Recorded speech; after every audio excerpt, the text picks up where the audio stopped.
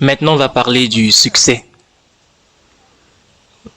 Voici comment nous devons réparer notre définition, corriger notre définition du succès.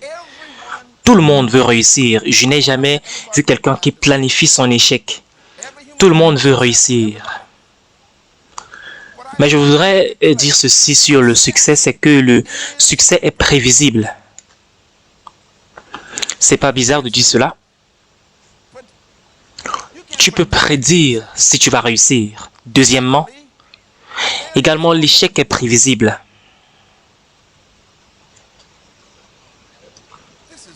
C'est très important ce que je suis en train de dire. Il n'y a pas de chance dans le succès. C'est pour cela que tu peux réussir en jouant à la loterie. Le succès est prévisible et de la même façon, l'échec est prévisible.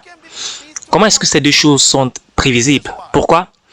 Parce que tout dans la vie a été conçu pour pouvoir fonctionner suivant des lois. Et les lois rendent la vie prévisible, rendent tout prévisible. Par exemple, votre voiture a été conçue pour fonctionner avec du carburant. C'est une loi qui a été conçue.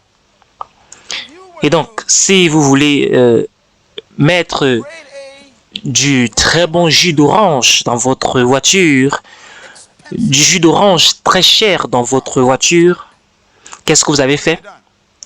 Vous venez de briser la loi, la règle de fonctionnement de la voiture. Si vous mettez 5 litres de jus d'orange dans votre voiture, est-ce que je peux prophétiser que votre voiture ne va pas fonctionner? Est-ce que je peux prédire cela? Est-ce que je peux prévoir cela? Qu'est-ce qui s'est passé? C'est parce que vous avez violé une loi. Et donc, le succès et l'échec dans la vie ne sont pas mystérieux, comme on le croit souvent.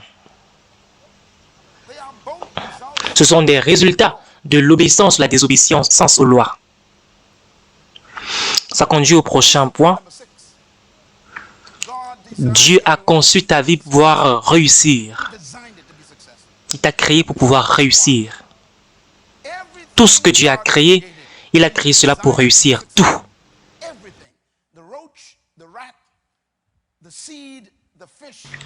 Que ce soit les animaux, les souris, les cafards, tout cela, les atomes, tout ce que Dieu a créé, il a créé pour que cette chose, pour que cette personne puisse réussir. Ça nous conduit au prochain point. Ton succès est bien pour Dieu. Mon succès est bien pour Dieu. Est-ce qu'on peut le dire ensemble? Mon succès est bien pour Dieu, puisqu'il est ton créateur. Quand j'ai découvert ceci, j'étais encore adolescent. C'est une des choses qui a changé toute ma vie. J'ai découvert ceci quand j'étais en train de lire la Bible de moi-même, j'avais 17 ans d'âge. Et j'ai découvert que mon succès est bien pour Dieu. Dieu a besoin que je puisse réussir. Je vous explique pourquoi. Le succès d'un produit protège la réputation d'un manufacturier. Je vais le dire encore une fois. Le succès d'un produit, qu'est-ce que ça fait? Ça protège la réputation ou bien le nom d'un manufacturier. Quand j'ai découvert cela, j'ai commencé à mettre la pression sur Dieu. Vous savez, un produit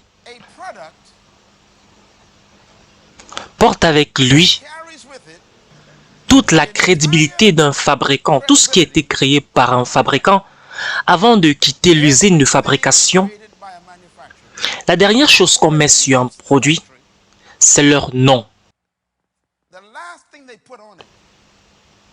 Pour attester que c'est eux qui ont fabriqué cela. Si vous avez un iPad, vous allez voir qu'il y a apposé là la marque de Apple. Apple, c'est le nom de l'entreprise qui a fabriqué les iPads. Votre chaussure a un nom, le nom de l'entreprise. Votre chemise, votre veste a le nom de l'entreprise. Le stylo dans votre main a le nom de l'entreprise. Tout produit porte le nom de l'entreprise. Est-ce qu'on peut noter sur papier le mot nom? Je vais vous expliquer ce que cela veut dire. Le nom de quelque chose, c'est l'être de cette chose. Le nom, c'est l'être.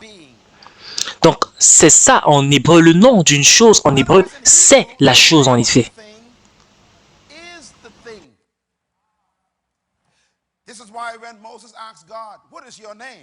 C'est la raison pour laquelle quand Moïse a demandé à Dieu quel est ton nom, c'était un problème pour Dieu de répondre à cette question. Vous savez, c'est exactement ce qui se passe en hébreu. Donc, c'est vrai qu'il y a aujourd'hui l'hébreu qui se parle aujourd'hui. Ce n'est pas vraiment l'hébreu antique, mais comprenez que quand Moïse demande à Dieu quel est ton nom, Dieu a dit à Moïse que, tu vois, je suis ce que je suis. Voilà ce que je suis. Dieu a répondu correctement.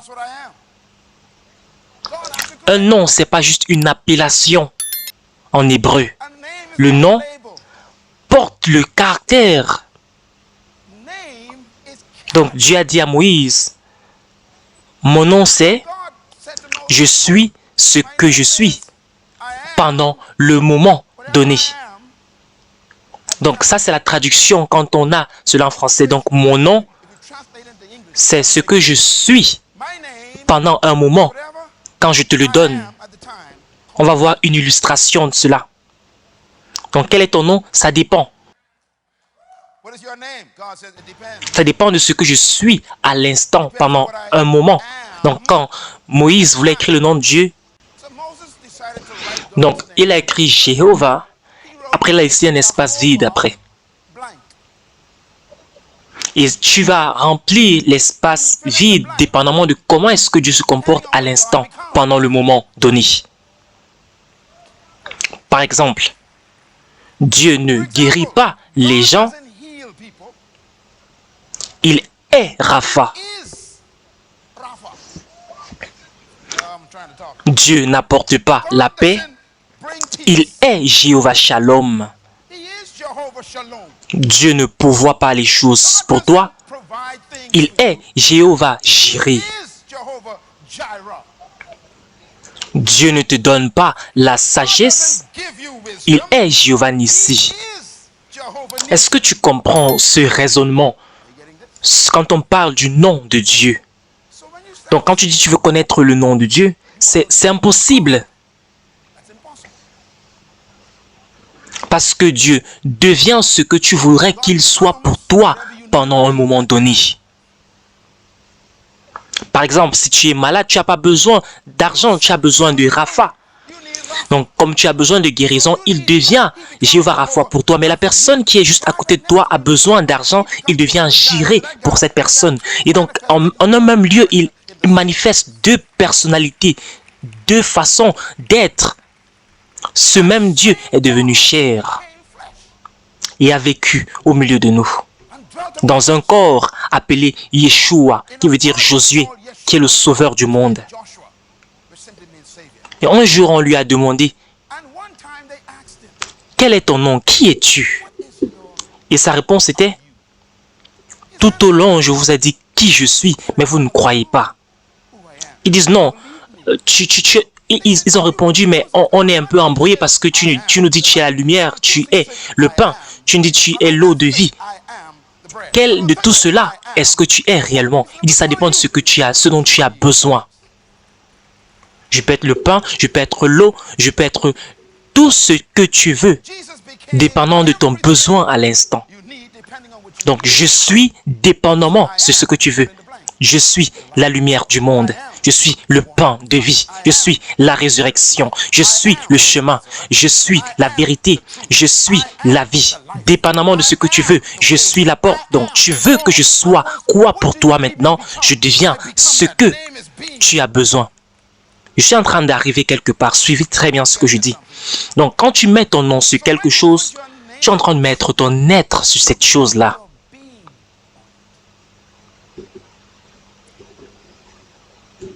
Donc, le mot en hébreu pour le nom, c'est le même qu'on a pour l'image. Notez ce point, s'il vous plaît. Par exemple, Calvin Klein, c'est l'image de l'entreprise Calvin Klein. Sean John, c'est une image. Tu es en train de porter l'image d'une personne.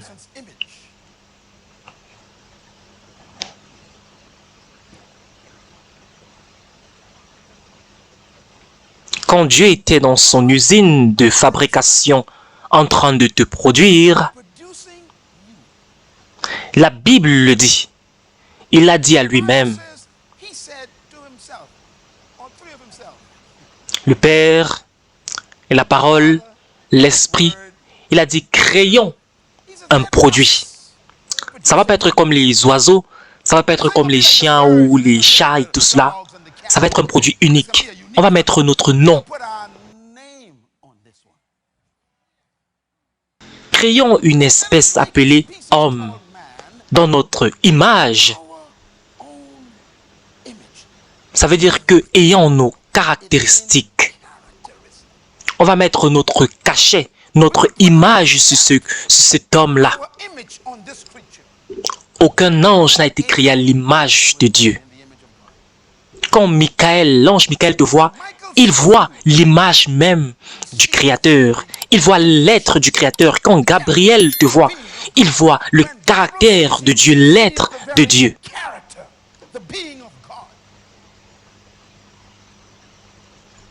Créons l'homme à notre image.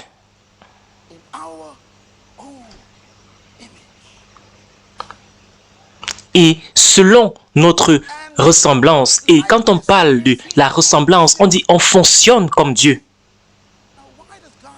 Donc on a les caractéristiques de Dieu, on fonctionne comme Dieu. Et il faut savoir que Dieu n'échoue jamais. C'est ça, avoir le fonctionnement de Dieu. Dieu n'échoue jamais. On parle là de succès.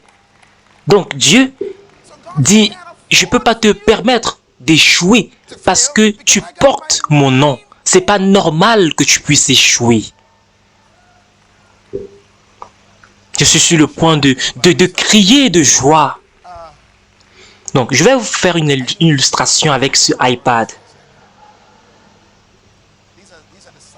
J'ai dans ma main un iPad.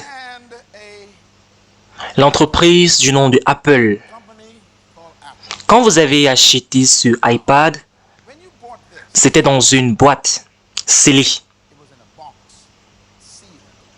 Il y avait un emballage autour du iPad. Quand vous ouvrez l'emballage, la première chose que vous voyez, c'est pas le produit. Il y avait d'abord au-dessus un livret. Et le livret disait « Utilisez l'appareil seulement après lecture de ce manuel, de ce livret. » Combien de personnes lisent ce manuel? Ne mentez pas. Vous ne lisez pas ce livret, ne lisez pas le manuel d'utilisation. Mais je voudrais que vous puissiez aller regarder ce livret à la maison. Parce que dans ce livret, il y a deux pages à l'arrière généralement qui constituent la garantie. Donc ces pages portent la garantie du produit. Est-ce que je suis correct? Ce sont les pages les plus importantes du produit. Vous savez, la garantie, c'est la promesse du fabricant que si quoi que ce soit ne marche pas dans le produit, ils vont remplacer cela, remplacer le produit gratuitement à leurs frais. Donc, ils vont te renvoyer le produit. Déjà que vous allez envoyer le produit à leurs frais, ils vont réparer le produit ou ils vont vous envoyer un nouveau produit. Tout cela à leurs frais. Le truc, c'est... Mais ils ne vous connaissent même pas. Ils ne le font pas parce qu'ils vous aiment. Il doit avoir un autre motif. Pourquoi est-ce qu'ils sont si déterminés, dévoués? Ils disent, mais s'il y a un problème avec ce produit dans les 2 années, dépendamment de la durée de la garantie, on va envoyer un autre produit. Ou bien ils vont envoyer quelqu'un pour réparer cela à leurs frais. Mais le problème, ou bien la circonstance devant laquelle on se trouve, c'est Ils ne vous connaissent même pas. S'il y a quelque chose qui ne fonctionne pas bien, on vous donne la garantie. Garantie par notre entreprise, on va se rassurer que vous puissiez avoir soit un nouvel appareil ou un appareil, vous allez réparer ce que vous avez. Tout cela à nos frais et on ne vous connaît même pas. Pourquoi est-ce qu'ils sont si dévoués à cela? Je vais le dire lentement pour votre compréhension. Pourquoi sont-ils si dévoués à ce produit? Non pas à vous, mais au produit. Ils ne vous connaissent pas. Ils sont dévoués à leur produit. Pourquoi? Parce que quand vous tournez le produit porte leur nom. Ils ne connaissent pas votre nom.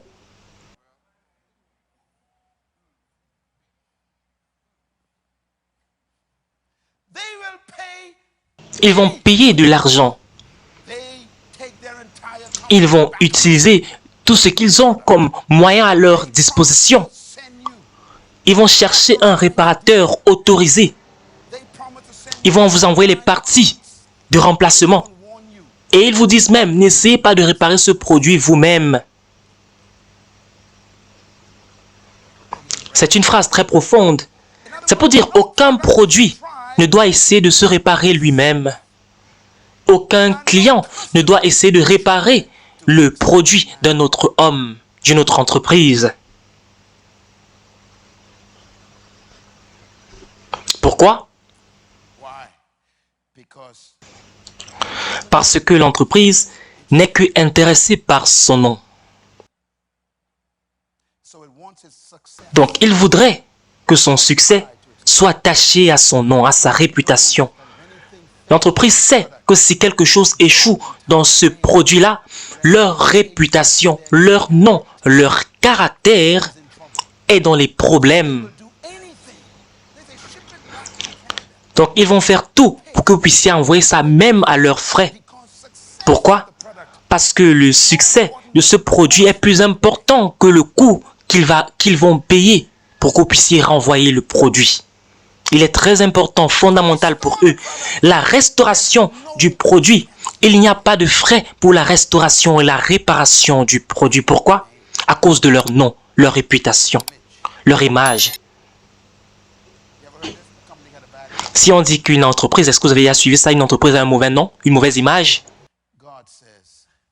Dieu dit, mettons notre nom, notre image sur ce produit, sur l'homme. Et le fabricant dit, on va donner avec ce produit un manuel. Le manuel, c'est simplement les lois établies par le fabricant qu'on doit suivre pour protéger le produit et pour garantir sa fonction normale. Les lois ne sont pas là pour détruire un produit, mais pour protéger le produit et garantir son bon fonctionnement. Les lois sont données pour pouvoir protéger le produit. Pourquoi est-ce qu'on déteste tellement les lois? C'est parce qu'on ne comprend pas leur but. Ça protège la fonction. Je ne peux jamais échouer dans la vie. Pourquoi? Parce que je connais comment faire pour réussir. Pourquoi? Parce que j'ai appris les lois du succès. C'est la raison pour laquelle vous n'allez pas rater les sessions, ces vidéos. Vous allez apprendre que sortir des crises, c'est seulement bâti sur des lois. Dieu a déjà établi les lois pour pouvoir sortir des difficultés.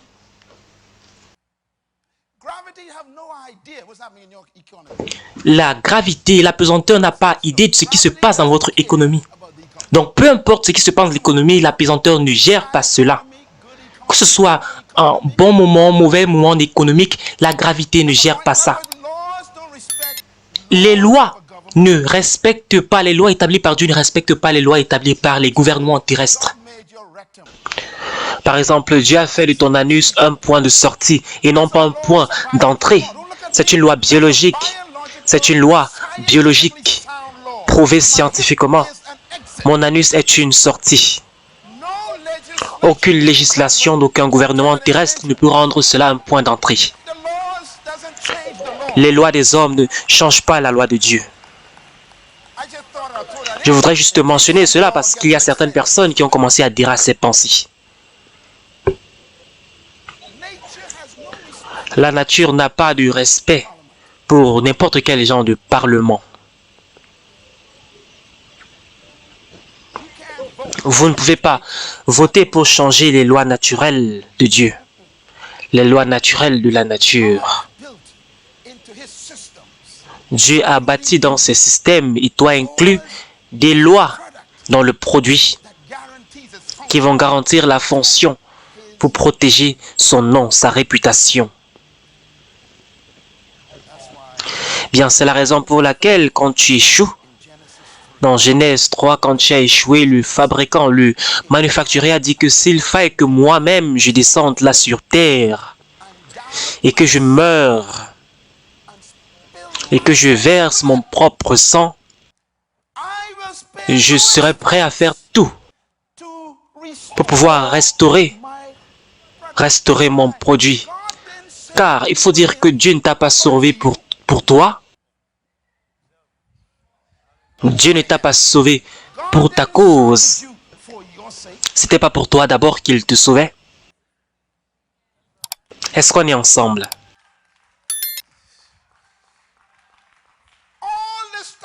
Tout ce que Dieu est en train de faire tout ce temps, pour toi, c'est pas vraiment à cause de toi d'abord. Si tu dis qu'il te bénit, c'est pas qu'il te bénit d'abord, c'est parce qu'il est en train de protéger son nom, sa réputation.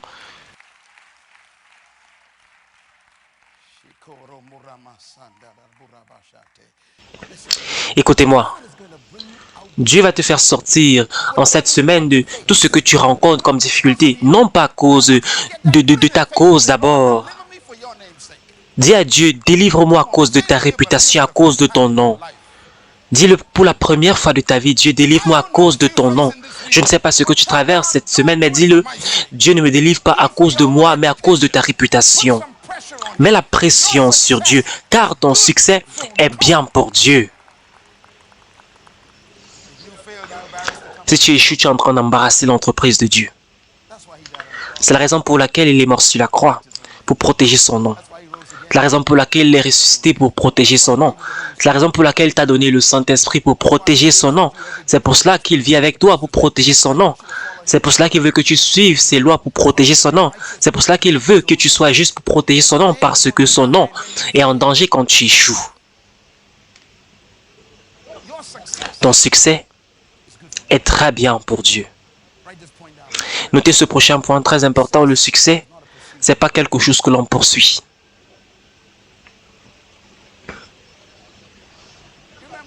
Vous savez, j'ai commencé mes propos en disant que tout le monde veut réussir. Bien, le problème, c'est que tu es en train de poursuivre le succès. Les personnes qui réussissent ne cherchent pas à réussir d'abord. Si vous essayez de poursuivre le succès va fuir loin de vous. Le succès, c'est le résultat de l'obéissance aux lois.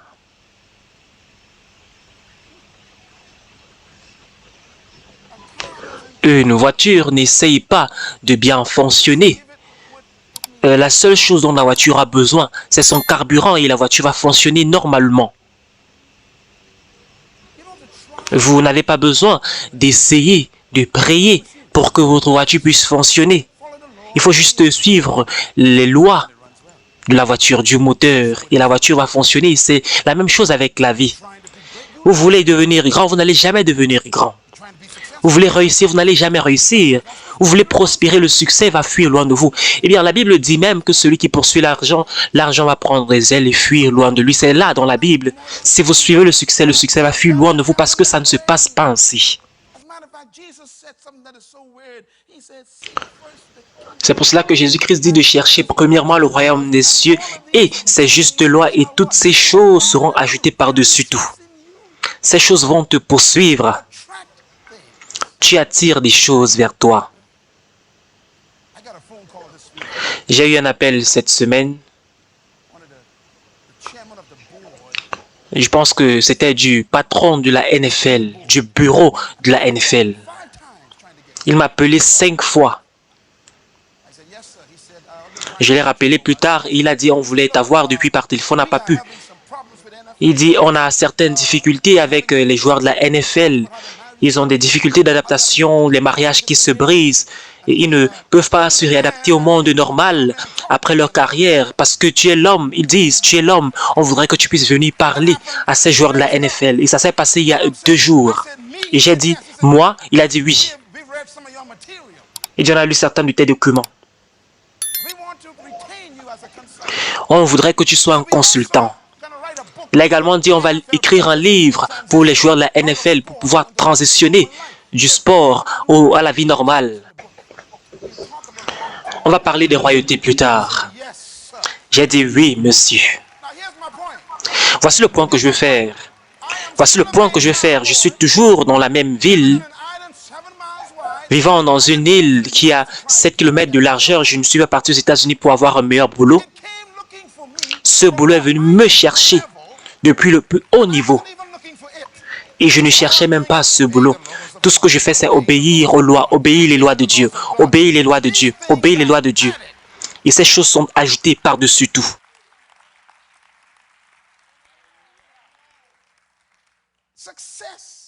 Le succès, c'est le résultat de l'obéissance aux lois. Je voudrais que tu puisses apprendre cela à partir d'aujourd'hui. Sortir d'une crise, c'est une question d'obéissance aux lois. Je suis arrivé avec mon pilote aujourd'hui. Je l'apprécie vraiment. Il m'enseigne tellement sur la vie. Il m'a dit, Pasteur Miles, quand tu entres dans une turbulence, dans un avion, il dit, tu retournes au basique. Tu n'essayes pas de corriger quelque chose dans l'avion. Tu retournes au basique et tu retournes aux lois de l'aviation. Tu obéis les lois et l'avion va sortir de la tempête lui-même. Est-ce que tu es dans une crise? Ne panique pas. Retourne aux lois. Comme donner ta dîme. Dieu, j'ai des difficultés financières, je vais commencer à donner ma dîme. Pourquoi? Parce que tu es en train de retourner vers les bases. Quand on devient tellement sophistiqué, c'est comme ça qu'on tombe même dans des problèmes. Dieu te demande juste de retourner vers les basiques. Les lois.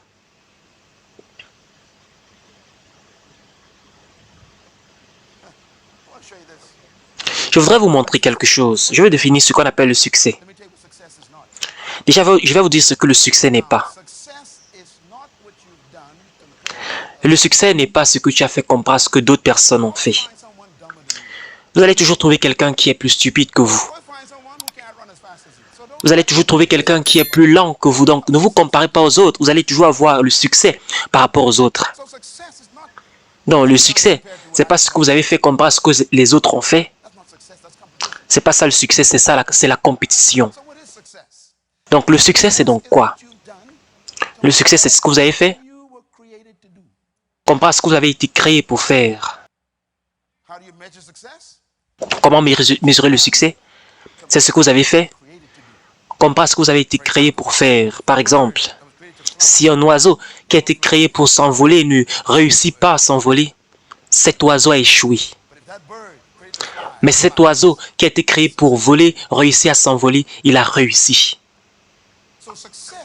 Donc le succès, c'est premièrement découvrir ce pourquoi tu as été créé, la raison d'être, ta raison d'être, pourquoi tu as été créé, ton but, ton don dans la vie. Et tu oublies maintenant la compétition. Et tu commences à poursuivre l'accomplissement de ton but. C'est ça qu'on appelle le succès. Et tu fais tout ce qui est en ton pouvoir pour continuer à poursuivre l'accomplissement de ton but. Ne t'inquiète pas par rapport au succès. Sers juste ton don.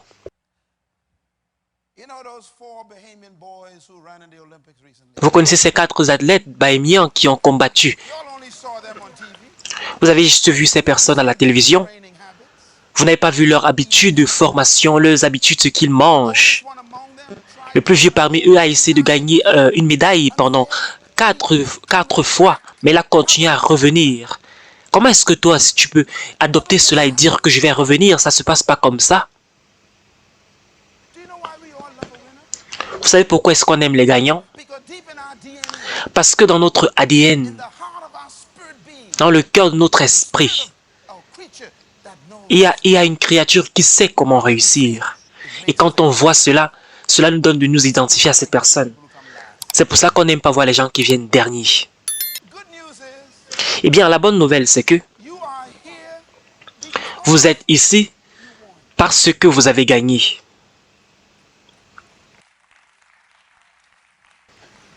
Je vais expliquer. Est-ce que vous savez que quand votre papa et votre maman sont partis, ont couché ensemble, il y a eu plus de 500 millions de spermatozoïdes relâchés par ton père, prouvés scientifiquement. Et que tous ces spermatozoïdes sont partis vers l'ovule de ta mère. Et ces spermes ont lutté pour arriver en premier lieu. Et tu sais qui a gagné? C'est toi.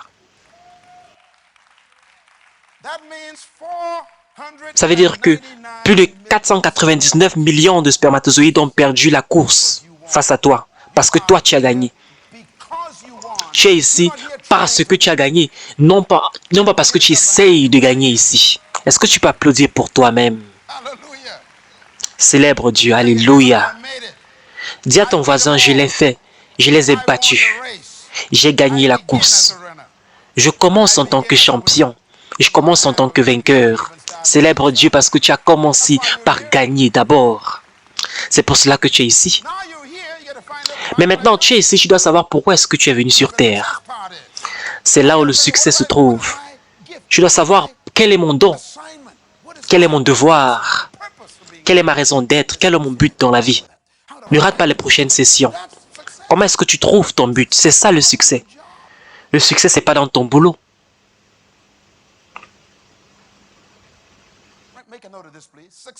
Notez ce point. Le succès, c'est l'accomplissement du but et du devoir pour lequel Dieu t'a créé. Une semence ne réussit qu'après que cette semence commence à produire, devient un arbre qui produit des fruits. Vous savez, si la semence devient un arbre, ça n'a pas encore réussi, mais cet arbre doit produire des fruits. Et ce fruit doit avoir des semences à l'intérieur. C'est ça qu'on appelle les fruits qui ont réussi. En d'autres termes, si tu fais la moitié de ce que tu es supposé faire, tu n'as pas encore réussi. Si tu fais juste une partie, ça veut dire que tu n'as pas encore réussi. On est supposé mourir comme l'apôtre Paul. On a terminé notre course. On a gardé la foi. Il dit qu'il est comme une libation, comme une offrande qui est déversée. Il n'y a plus rien qui reste à l'intérieur de moi. C'est ça qui est le succès. Le succès, c'est mourir vide. Le succès, c'est dire que j'ai fait tout ce que je pouvais faire, ce que je devais faire, tout ce qu'on m'a envoyé ici pour faire. C'est ça le succès. Écoutez-moi, chers amis. Le succès, c'est simplement l'accomplissement de ton but dans la vie. Et le but d'un poisson, c'est de pouvoir nager dans l'océan. Et il fait partie maintenant d'un des éléments du système qui nettoie l'océan. Ce poisson nage. Il doit nager pour pouvoir réussir. Ça réussit si ça finit par nager. C'est pour cela que Dieu s'est rassuré que le poisson est capable de nager parce qu'il doit protéger sa réputation, son nom. Il a fait le poisson pour nager et le poisson ferait mieux de nager. Donc il a donné au poisson la capacité de nager afin que lui puisse réussir. Tout ce que tu as été créé pour faire, il a mis cela en toi. Il t'a donné la capacité intrinsèque de le faire à cause de sa réputation, à cause de son nom. Je viens avec une bonne nouvelle cette semaine. Ton avenir se trouve dans le don que Dieu t'a donné. Vous savez pourquoi est-ce qu'on appelle ça un don? Vous n'avez pas besoin de travail pour cela. C'est un don. C'est venu avec le produit. Quand vous regardez sur iPad, ça a tellement de choses à l'intérieur. Et ces choses sont venues avec le iPad. Ces différents réglages, ces paramètres, ces capacités-là, ces propriétés, ces caractéristiques. Tu n'as pas besoin de prier pour que le iPad fonctionne bien. Tu n'as pas besoin de jeûner, de prier. Quand tu es venu sur terre, tu es atterri. Tu es venu avec tout ce dont tu as besoin pour pouvoir accomplir ton but sur la terre. C'est la raison pour laquelle aller à l'université ne fait pas de toi une personne qui va réussir automatiquement. Tu ne pars pas à l'école pour avoir un don. L'éducation ne te donne pas un don. L'éducation raffine ton don, mais ça ne peut pas te donner un don. Ton don t'a été donné par ton Créateur. C'est pour cela que ton don ne doit pas être une victime de l'économie. Les crises ne peuvent pas effacer ton don. Les crises ne font que manifester ton don. La plupart des dons sont enterrés dans des boulots, dans des carrières. La plupart des dons sont coincés dans des boulots que vous avez eus pendant 40 ans, enterrés dans le tombeau de votre carrière. C'est la raison pour laquelle Dieu t'a viré. Pour que ton don soit ressuscité, pour que tu puisses penser à autre chose à faire. Souvent, ton boulot, c'est ton plus grand ennemi parce que ça devient une prison pour toi.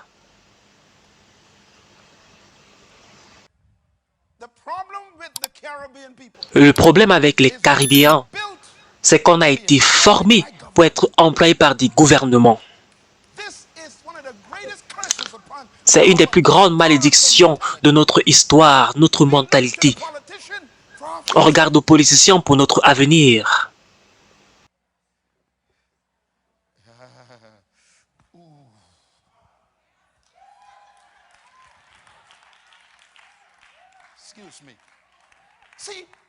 Vous savez, Dieu n'a jamais donné à Adam une table. Il n'avait jamais donné à Adam une chaise.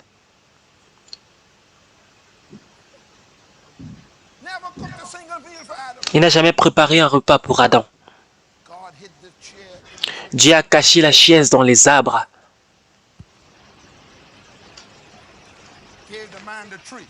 Il a donné à l'homme l'arbre. Il a dit, travaille avec cela.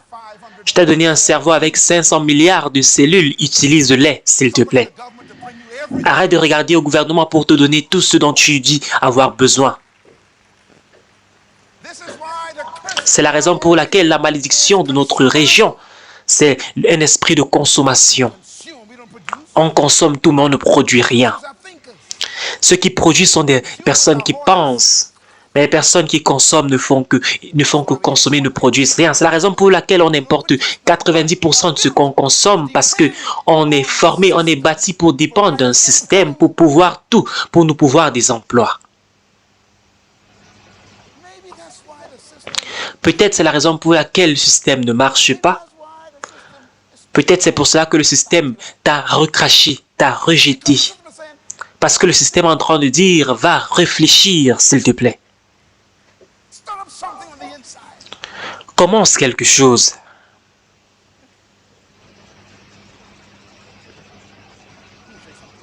Que je vous montre quelque chose. Josué. Dieu a dit à Josué ceci. Que ce livre de la loi ne s'éloigne point de ta bouche. Josué était un jeune homme, juste comme toi. Il voulait faire quelque chose de grand dans la vie. Dieu a dit, voici le secret. Garde ce livre de la loi sur tes lèvres. Médite-le jour et nuit. Et agis fidèlement selon ce qui est écrit.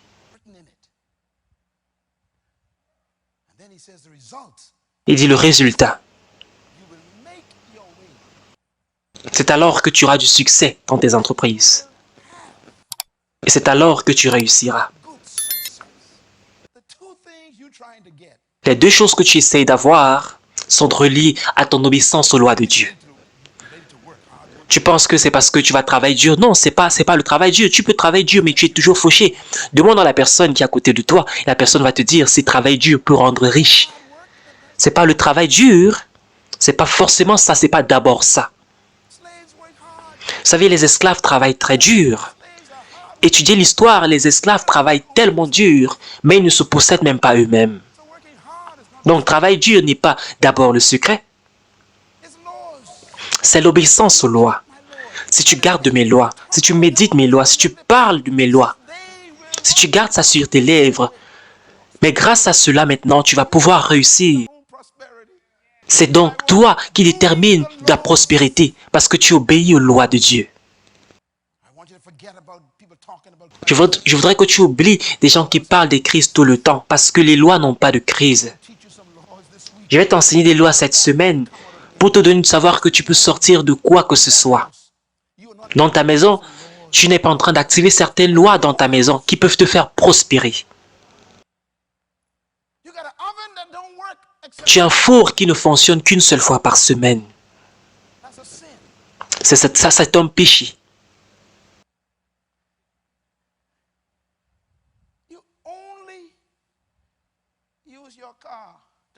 Tu n'utilises ta voiture que pour partir au boulot.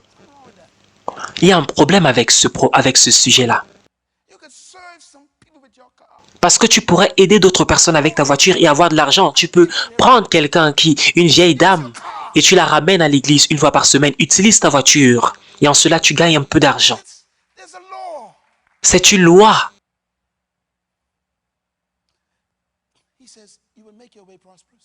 Il dit, c'est en cela que tu vas réussir. Regarde le livre de Jérémie. Dieu dit, Jérémie 29, 11, « Car je connais les projets que j'ai formés sur toi. » Projet de paix. Quel genre de Dieu est-ce, ce Dieu?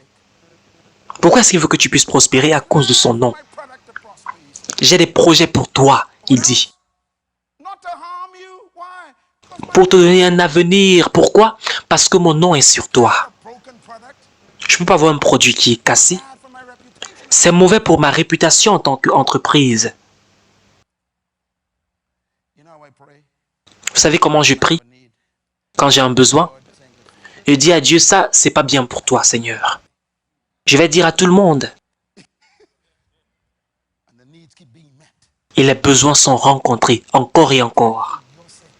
Tu ne pries pas pour ta cause d'abord. Il dit, j'ai formé des projets pour toi. Des projets pour te donner du succès et non de malheur. Et je dois me rassurer que tu réussisses, que tu puisses atteindre ta destinée. Pour vous donner un avenir, il faut savoir que la destinée, par exemple, d'un oiseau, c'est de pouvoir s'envoler. L'avenir d'un oiseau, c'est de pouvoir s'envoler. L'avenir d'une semence, c'est de devenir un arbre qui produit des fruits. Je dois me rassurer que tu atteignes cet avenir-là parce que mon nom est en danger. Je suis venu te dire ici, comme annonce, avec tout mon esprit. Avec tout mon esprit que Dieu va te donner de réussir pour sa réputation, pour son nom, à cause de son nom.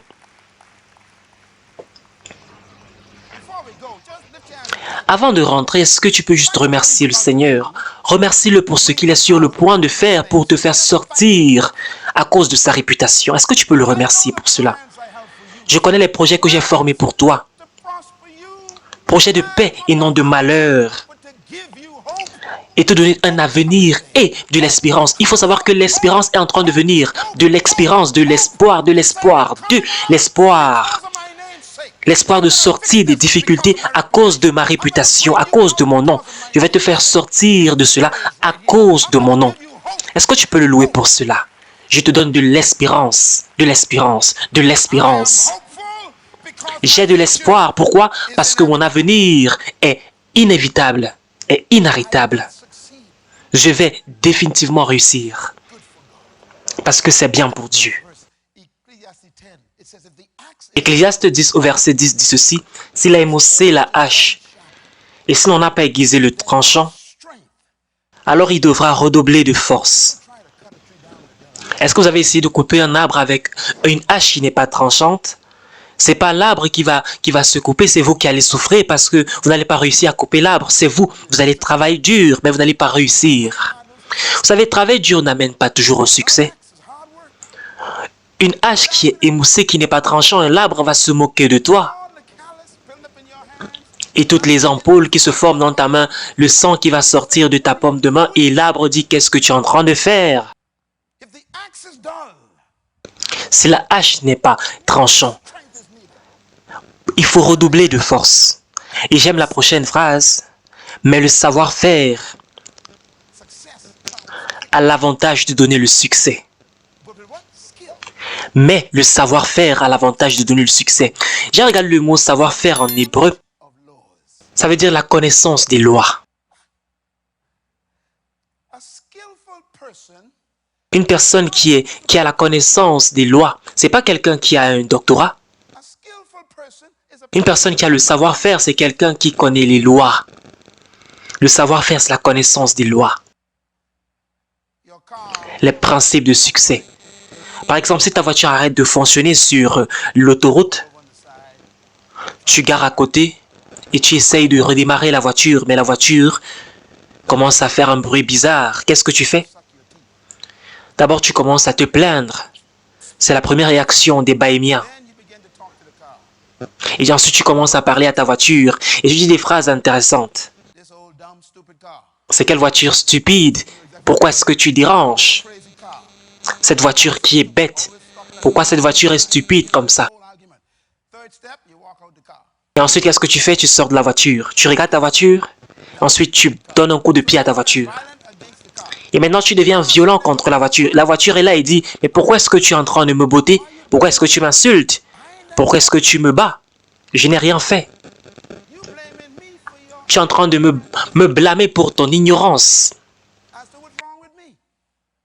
En ce qui concerne pourquoi est-ce que je ne fonctionne pas normalement, tu ne connais pas les lois par lesquelles je fonctionne et c'est ça le problème. Et parce que tu ne connais pas ces lois, tu es en train de m'attaquer. Et donc, d'une certaine façon, tu as eu une pensée qui te dit qu'il faut prendre ton téléphone pour appeler le mécanicien. Quand tu l'appelles, il arrive dans les 10 minutes suivantes. Il dit quel est le problème et tu dis je ne connais pas le problème, c'est cette voiture qui est stupide qui refuse de démarrer. Et il dit rentre dans la voiture et tu vas démarrer, je vais voir ce qu'il y a comme problème. Quand tu essaies de démarrer, il dit je sais quel est le problème. Il part sur le bloc moteur, il travaille pendant 2 minutes et il dit essaye de faire quelque chose là, redémarre la voiture et la voiture recommence à démarrer. Et pendant que toi tu as souffert pendant 2 heures de temps, lui en 2 minutes, il a réussi à résoudre le problème. Quelle est la différence entre toi et lui? C'est la connaissance des lois, c'est le savoir-faire. J'ai dit que non, je travaille dur pour pouvoir avoir à résoudre les problèmes dans ma vie. Mais le problème, c'est pas que si tu travailles dur, tu vas réussir. Dieu dit non, c'est pas comme ça que ça fonctionne. Tu es en train d'insulter la vie. Tu as besoin de savoir-faire, c'est pas travail dur qui va te rendre quelqu'un qui réussit. Si le fer est émoussé, tu ne sais pas comment résoudre le problème, ça veut dire que tu es émoussé. Quand il suit un bruit, ce mécanicien connaît quel est le problème. Parce qu'il connaît les lois, il a le savoir-faire, il a la connaissance pour résoudre les problèmes. Le succès, ce n'est pas la chance. Tu dois te rassurer que tu continues à obéir aux lois. Quand je conseille les gens, je leur dis que tu as besoin de pouvoir obéir aux lois. Si vous voulez que votre mariage puisse réussir, il faut obéir aux lois, ce n'est pas la magie. Je ne peux pas prier pour que tu puisses avoir un mariage qui va réussir. Il y a des lois qui vont amener au succès du mariage, ce n'est pas le diable. Votre mariage a un problème de loi, ce n'est pas le diable. C'est la connaissance des lois.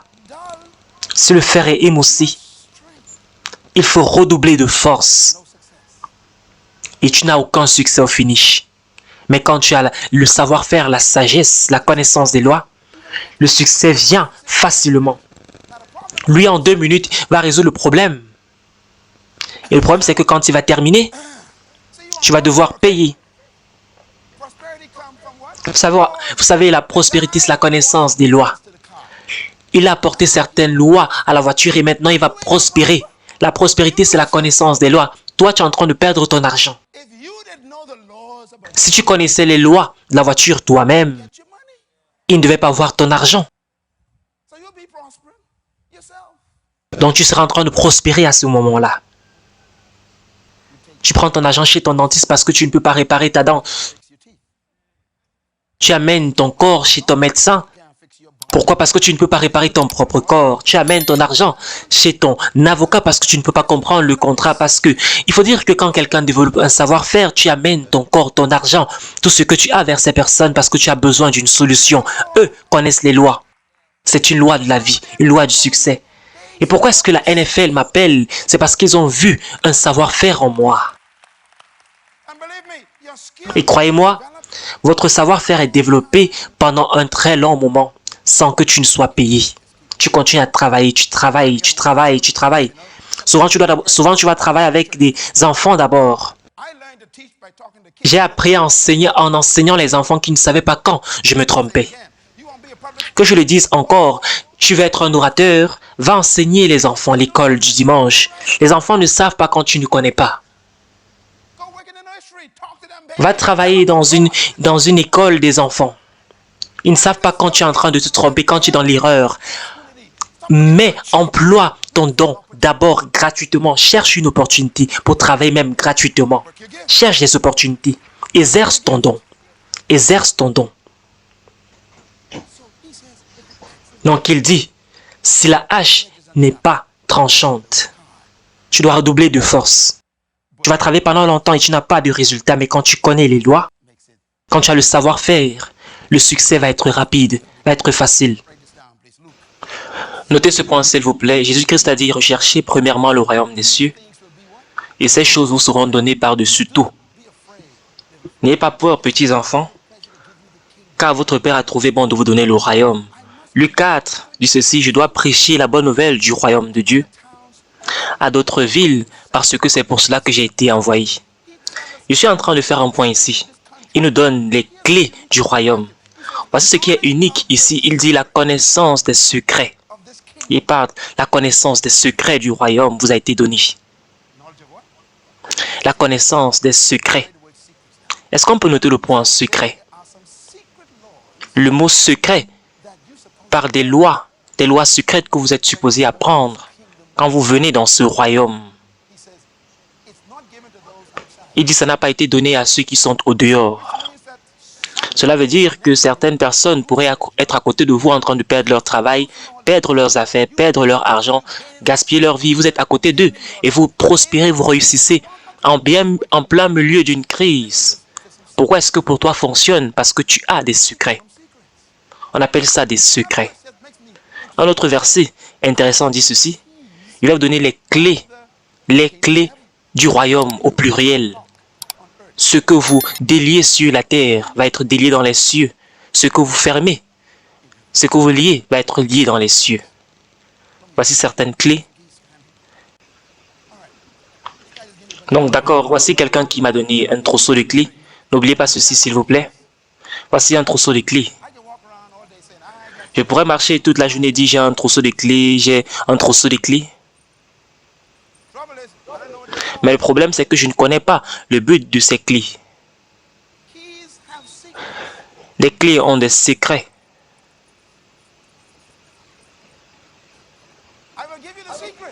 Il va donner les secrets. Je vais vous donner les clés au pluriel, les clés du royaume. Les clés sont des lois. Voici une loi pour entrer dans un certain endroit. Imaginez que cette clé, c'est pour pouvoir ouvrir un coffre avec 2 millions de dollars, mais vous ne connaissez pas cela. Vous dites seulement que j'ai une clé. Vous êtes fauché, vous dites j'ai des clés. Tu dors en haut, tu dis j'ai les clés. Tu dors sous le pont, mais tu as les clés. 2 millions de dollars. Tu dors sur un carton et tu as des clés. Est-ce que vous pouvez soulever vos Bibles? Est-ce que vous pouvez dire j'ai des clés? Ça, c'est un trousseau de clés qui est dans ta main maintenant. La Bible est pleine de clés. Mais tu dors en bas du pont. C'est la raison pour laquelle on va parler de cela. Tu vas apprendre quel est le secret de ces clés. La seule personne qui connaît les secrets, c'est celui qui possède les clés.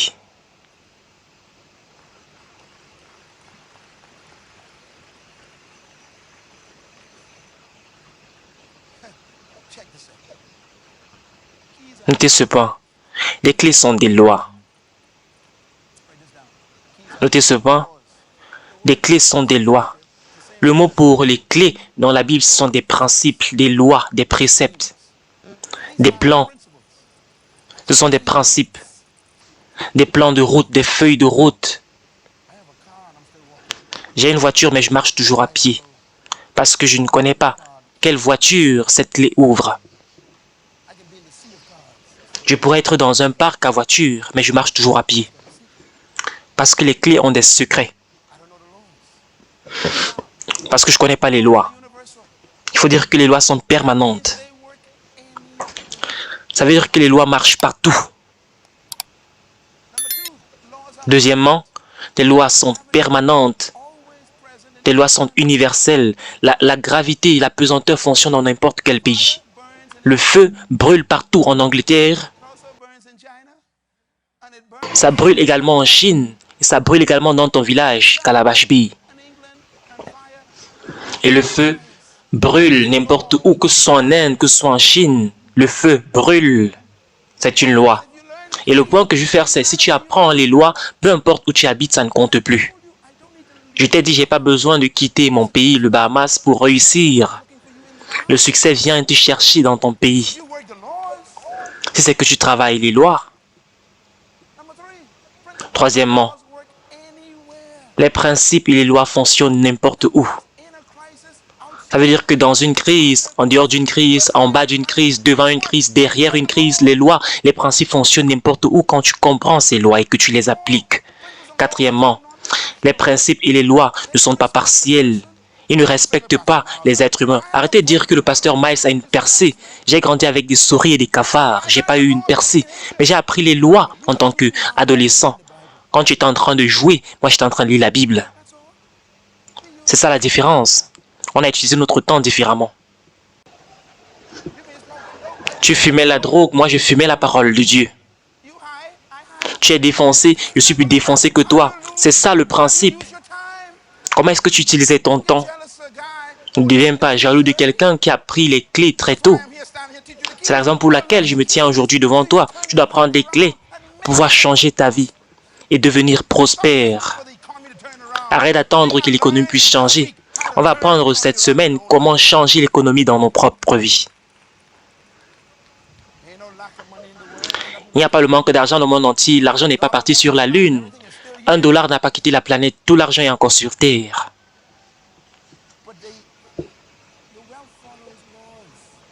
Mais la richesse suit des lois. Ça ne suit pas des vœux. Quand tu dis l'argent est en train de venir, l'argent ne vient pas. Tu dois appliquer des lois. Sinon, l'argent ne va pas venir.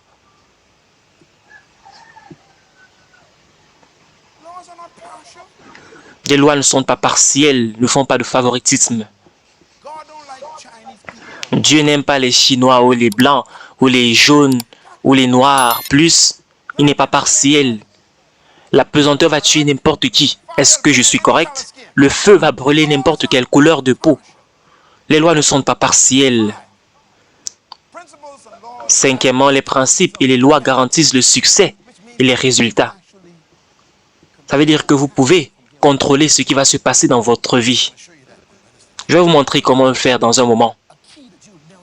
Je vais vous donner une clé que vous n'allez jamais oublier. Vous allez sortir de votre situation. On ne va pas attendre une politique gouvernementale. On a notre gouvernement à nous. Nos lois et nos principes fonctionnent n'importe quand. Sixièmement, les principes et les lois ne peuvent pas être brisés. Tu ne peux pas briser la pesanteur, je veux dire. Je ne peux pas dire que la gravité, je vais sauter de ce bâtiment et au nom de Jésus, tu ne vas pas marcher. La pesanteur va dire que je vais te tuer pendant que tu es en train de prier, que tu es dans les airs. Tu ne brises pas les lois et tu espères réussir. C'est le point que je veux faire. Tu ne brises pas les lois. Ce sont les lois qui vont te briser. Que je vous dise quelque chose, chers amis. Un bon conseil, c'est quelqu'un qui connaît les lois. Tous ces psychologues et tout cela. Le psychologue a divorcé 4 fois et il te conseille par rapport au mariage.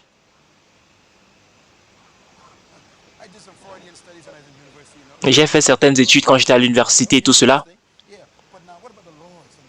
Mais qu'en est-il des lois naturelles de Dieu? Des lois. On ne brise pas les lois. Pasteur Miles, je vais toujours faire cela. Je vais te voir de l'autre côté quand tu vas avoir des problèmes. C'est comme ça que je me sens. Je vais faire comme je sens. Les lois ne prennent rien de façon personnelle. Donc si je te donne un conseil, ce n'est pas ce que je pense. C'est juste les conseils par rapport aux lois. Ce n'est pas mon propre raisonnement. Je ne donne pas des conseils venant de mon point de vue. Tu viens vers moi, je te donne des lois. La voiture a besoin du carburant, tu n'as pas besoin de prière, de jeûne et tout cela. Les lois sont simples. Tu n'as pas besoin d'être spirituel, je te donne une loi. La loi, c'est que tu as besoin de mettre du carburant dans ta voiture. Certaines personnes sont stupides. Vous avez un problème, vous accusez le Seigneur. Si quelqu'un a violé la loi, dis à la personne de corriger cela. Ce n'est pas la faute du Seigneur. Je vais dire une autre chose. Voici une clé. Si je pars vers une porte et je vais ouvrir la porte avec cette clé et je commence à prier en langue et prier tout cela et lire la Bible et citer le docteur Miles, je dis aïe aïe aïe aïe aïe, je prie en langue, mais la porte est toujours fermée. Et maintenant je suis émotif, je suis émotionnel. Je commence à prier. Peu importe combien tu es émotionnel, la porte est toujours fermée si tu n'appliques pas la bonne clé. Dieu ne répond pas à la prière parce que tu pries à haute voix, parce que tu te roules au sol, non. Tu dois venir avec les clés. Tes émotions ne te bénissent pas. Tes émotions viennent après l'exaucement. Tu ne restes pas devant la porte et tu dis ouvre-toi. La porte te dit non. La porte te dit j'ai besoin de la clé, de la bonne clé. Tu ne viens pas avec n'importe quelle clé. C'est une loi. Tu ne peux pas utiliser la mauvaise clé pour avoir quelque chose que tu veux. Quand tu dis que non, je vais l'épouser alors qu'il n'est pas chrétien, et après il va être sauvé. D'accord. Mais ne viens pas vers moi pour un conseil. Je l'aime. Tu l'aimes en réalité? Tu aimes également la porte fermée. Tu aimes la porte, mais la porte dit, tu dois avoir la bonne clé pour avoir le succès dans ton mariage et les lois. Notez ce prochain point. Les principes et les lois ont un jugement intrinsèque. Notez que j'ai dit ceci, que le succès est prévisible, mais également l'échec est prévisible. Si vous restez sur votre toit, vous ne vous inquiétez pas par rapport à la pesanteur, à la gravité, mais quand vous sautez de ce toit-là, la gravité va faire son travail. Donc, si vous sautez d'un bâtiment de 4 étages, est-ce que c'est Dieu qui vous a tué? Est-ce que c'est même le diable qui vous a tué? Qui vous a tué? C'est la loi qui vous a tué, la loi de la pesanteur. Le jugement se trouve dans la loi. Donc, quand tu violes les lois, l'échec n'est pas un don du diable ou de Dieu. C'est un résultat de la violation des lois. Donc, tu ne peux pas blâmer quelqu'un pour ton échec dans la vie.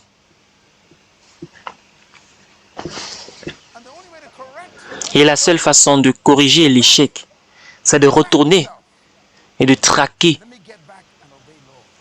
tout ce que tu as fait pour dire je dois retourner vers les lois. Une femme est venue dans mon bureau un jour, elle était de l'Adventiste du 7e jour. Elle a dit que vous n'adorez pas le bonjour. J'ai dit gloire à Dieu, elle travaille avec moi quand tu es au ministère de l'Éducation. Chaque jour, elle disait que non, vous êtes en train de partir en enfer. Elle me disait cela. Parce qu'on n'adorait pas le samedi comme les adventistes. Et 2 mois plus tard, elle est venue vers moi, elle a dit, elle veut me voir. Elle a commencé à pleurer. Elle a dit, je suis enceinte et je ne suis pas mariée. Donc je lui ai demandé, qu'est-ce que tu faisais le jour du sabbat? Non, non, je blague.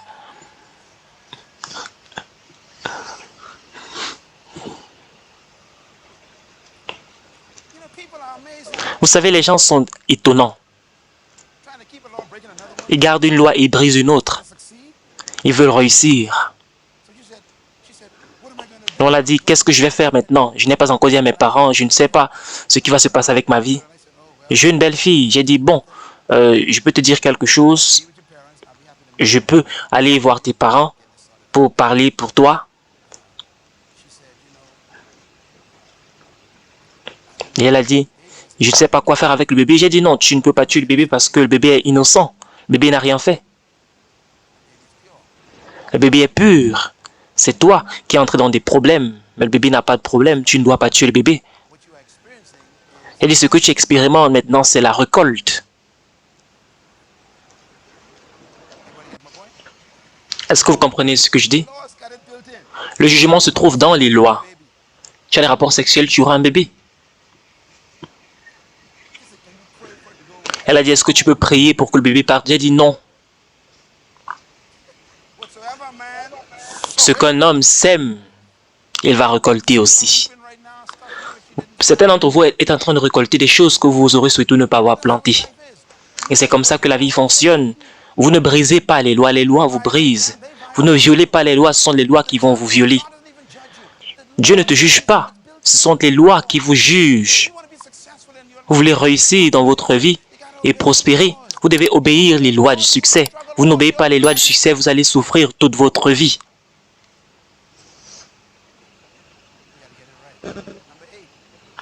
Le 8e point, les principes et les lois protègent le produit. C'est la raison pour laquelle Dieu nous a donné des lois pour nous protéger. Il protège le produit. Un prochain verset. Dieu dit, tu pourrais te dire à toi-même, quand tu vas être prospère et riche.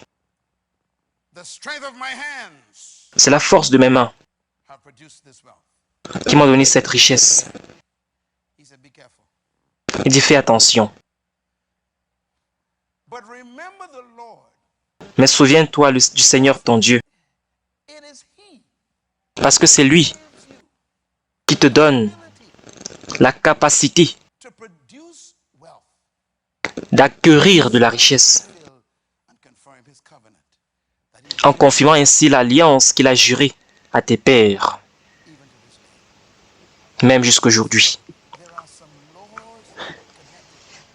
Vous savez, il y a des lois qui sont connectées, que j'ai activées dans ta vie, qui t'ont donné la capacité d'acquérir de la richesse. Ce n'est pas la loterie. Ça ne se passe pas parce que tu es chanceux. C'est moi qui te donne la capacité, la force d'acquérir de la richesse. Je vous ai donné le savoir-faire, les lois, pour produire la richesse. On va conclure avec ceci. Donc, ton but dans la vie, ce n'est pas d'être employé, mais être déployé. Et c'est ça le secret. Pour sortir de la crise, ce n'est pas être employé, c'est se déployer. En d'autres termes, l'emploi te prépare pour ton déploiement. Le déploiement active tes dons.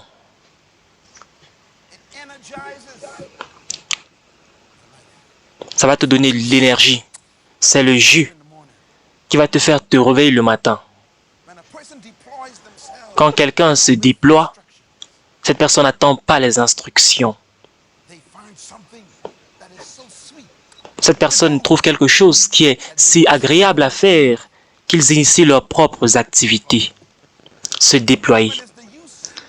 Se déployer, c'est l'utilisation et également servir tes dons naturels le monde. Et tout le monde est venu avec quelque chose ou deux. En d'autres termes, l'avenir de ta vie, ton futur, ça ne se trouve pas dans un emploi.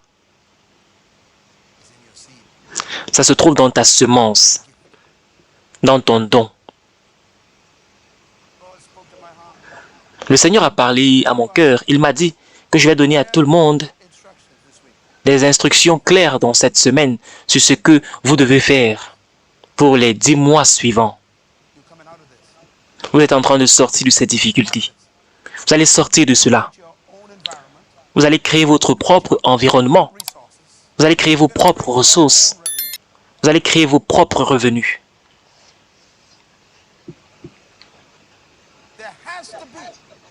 Il doit avoir un changement de mentalité. Arrêtez d'être une victime des nouvelles à la télévision, du journal. N'écoutez plus le journal. Vous n'êtes pas dans ce système-là. Vous n'êtes pas contrôlé par ce système. Vous partez à votre boulot. Ne dépendez pas de cela. Commencez à initier, à allumer votre don en vous. Au-dedans de vous, il y a le lieu le plus riche dans le monde. C'est cette semence qui n'a pas encore été relâchée, qui n'a pas encore germé, qui est coincée au-dedans de vous. Vous partez de votre boulot pour la maison et ensuite vous regardez la télévision et vous partez dormir. Il doit y avoir quelque chose d'autre. Votre vie vous appartient seulement après 17 heures. Vous devez atteindre un niveau où votre don est plus important que votre emploi. Partez au boulot. Ne quittez pas encore votre boulot, mais ne mettez pas toute votre confiance dans votre boulot. Travaillez sur votre don. Travaillez sur votre don. La première chose que Dieu a dit à l'homme, travaillez. Genèse 2,15, premier commandement, travaille. Qu'est-ce que j'ai dit? Travaille. Le premier commandement que Dieu a donné à l'homme, c'est pas le mariage, c'est pas la femme, c'est d'abord le travail.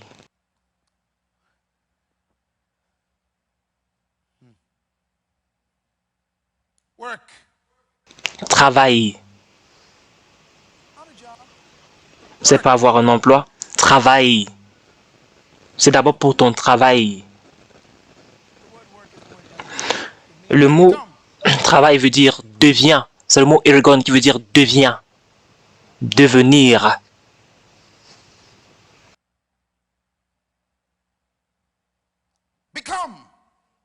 Deviens. Dieu te donne l'ordre de devenir. Deviens. Mais Dieu parle de quoi ici? Dieu met l'homme dans le jardin et dit deviens. Il parle de quoi? Bien, j'ai découvert. C'est comme une semence qui a un arbre au-dedans. Deviens.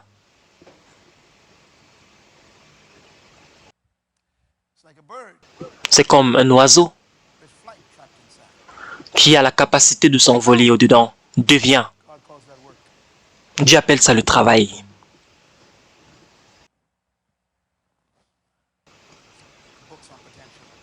Les livres sur le potentiel, j'ai écrit 2 livres, 5 chapitres seulement sur le travail. Le secret de ma vie, c'est de devenir.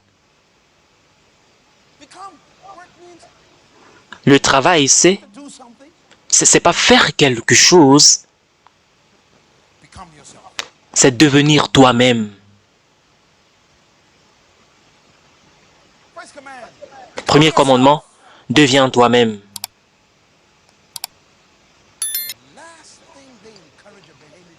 La dernière chose qu'on encourage dans mon pays, le Bahamas, c'est de devenir. On dit qu'il faut trouver un boulot.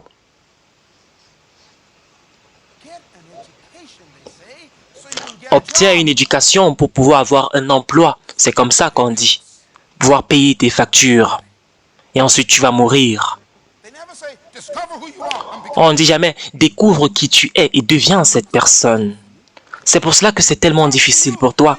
C'est difficile parce que tu veux devenir. Et il n'y a pas de place pour toi, on ne te comprend pas. Tes produits, des choses, ce que tu fais ne fait pas sens pour eux. Ils veulent que tu travailles pour quelqu'un d'autre. Travaille. Dieu te demande de travailler, de devenir. Dieu ne va jamais te demander ce que tu n'es pas capable de faire. Deviens, Dieu te demande de devenir. Et il y a quelque chose dedans de toi-même que tu es supposé devenir. Le mot travail, c'est comme une semence qui devient un arbre. C'est comme un oiseau qui s'envole. Je voudrais vous avertir sur un point très important. Ce n'est pas tout boulot qui est votre travail.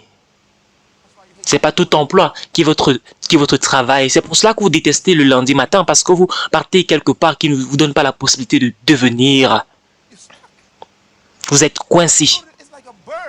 C'est comme un oiseau qui est dans une cage.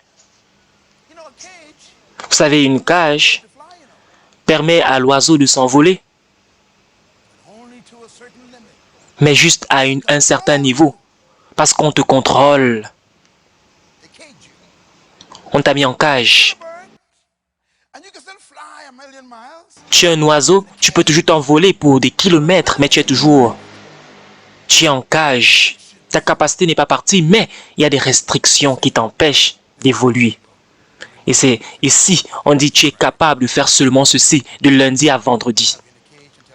On te garde en cage jusqu'à 5 heures du soir, 17 heures. Et quand tu sors de là, tu es content, parce que tu es comme libéré.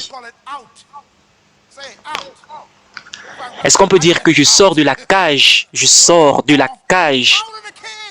Beaucoup de personnes, quand ils finissent leur boulot, sortent de la cage. Et qu'est-ce que vous faites quand vous finissez? Vous partez sur votre canapé, vous allumez la télévision pour faire quelque chose de stupide. Vous regardez la télévision.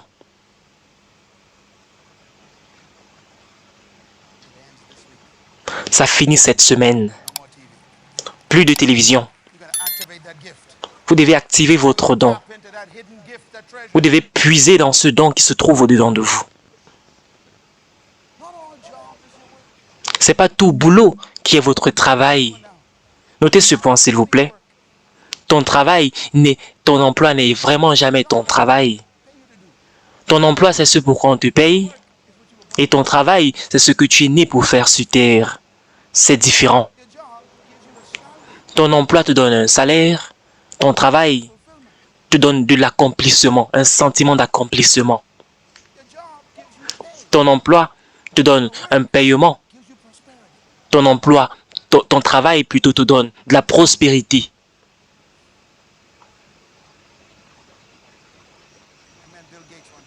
J'ai rencontré Bill Gates une fois, je ne vais jamais oublier ce jour, à Washington. Quel jour merveilleux c'était. J'ai rencontré un homme qui travaillait pour IBM. Il travaillait pour IBM. Est-ce que vous saviez qu'il avait travaillé pour IBM? Bill Gates. Il a travaillé dans le département de programmation. Il écrivait souvent, il programmait souvent. Et un jour, il a décidé, je pourrais simplifier ceci.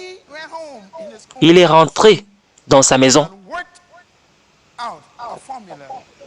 Il a trouvé une formule, un nouveau programme pour avoir des icônes, pour que ce ne soit pas difficile, que ce soit facile.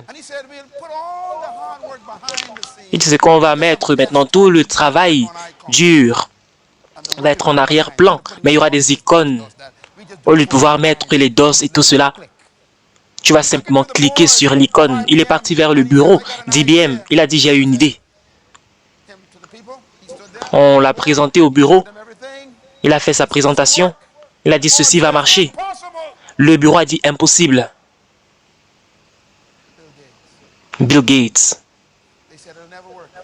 Ils ont dit, ça ne va jamais marcher. Mais on va garder. Il a dit que non, il ne voulait pas garder cela. Si vous ne voulez pas ce projet, je vais procéder, je vais continuer. C'est ainsi qu'il a démissionné d'IBM. Il est rentré chez lui dans son garage. Et c'est ainsi qu'il a bâti, il a construit le premier logiciel dans son garage.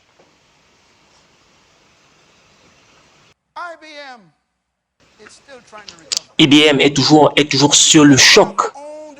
Il pouvait posséder Microsoft, mais n'ont pas permis qu'un homme puisse sortir de sa cage. Donc il est sorti de lui-même. Et maintenant, chaque ordinateur de IBM a son logiciel à lui.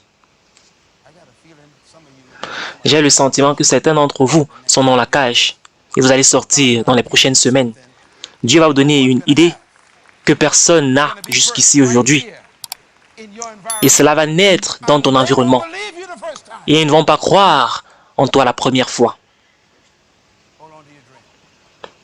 Saisis tes rêves fortement.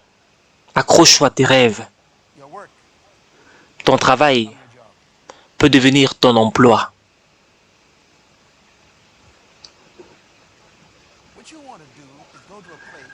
Ce que tu veux faire, c'est partir dans un endroit où tu travailles réellement.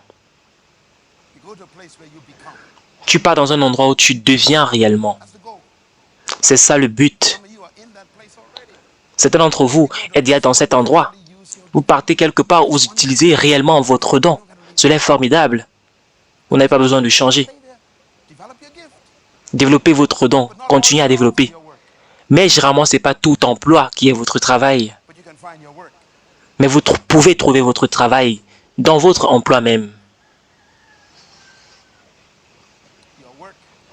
Et votre travail peut se trouver dans votre emploi. Certaines personnes l'ont trouvé. Pendant que vous partez d'ici aujourd'hui, s'il vous plaît, revenez pour la prochaine session. Je vais vous donner les 4 principes de comment sortir votre emploi pour entrer dans votre travail. Et vous ne devez plus dépendre d'un système. J'ai découvert le mien. Je ne suis pas victime. On ne peut pas être victime du système. Soyez dans le monde, mais ne soyez pas du monde. Soyez dans le système, mais ne permettez pas que le système puisse faire de vous un oiseau qui est en cage. Pendant que vous sortez d'ici, demandez à Dieu de vous montrer votre emploi et votre travail et de voir la différence entre les deux. Voir entrer réellement dans votre travail. Quelque chose de bien va se passer dans votre vie. Quelque chose de bien va se passer dans votre vie. Gloire à Dieu.